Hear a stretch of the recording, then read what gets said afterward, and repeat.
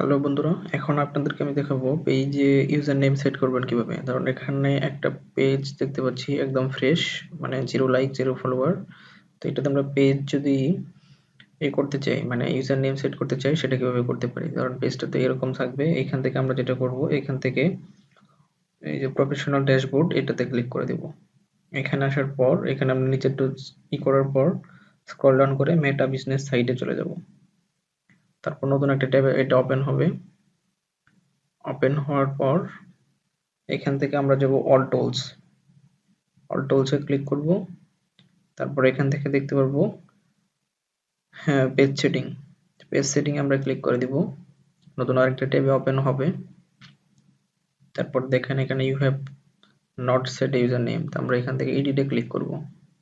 যেটা আমাদের প্রোফাইলের নেম, মানে পেজের নেম হচ্ছে বিটল বাজ, আমরা জাস্ট এটাতে দেখবো যে বিটল বাজ নামে হচ্ছে কিনা বা খালি আছে কিনা।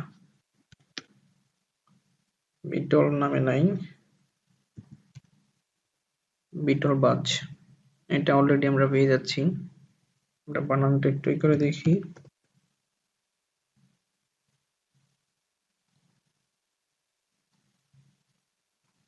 দেখি বড় ছোট করে দেব কিনা।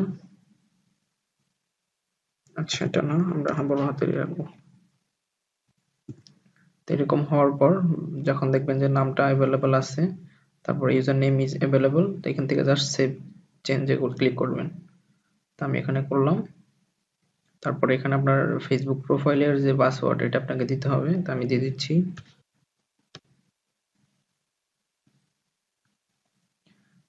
সাবমিটে ক্লিক করেন। That's okay. আপনার পেজের ইউজার নেম সেট হয়ে গেছে, কাস্টম ইউআরএল।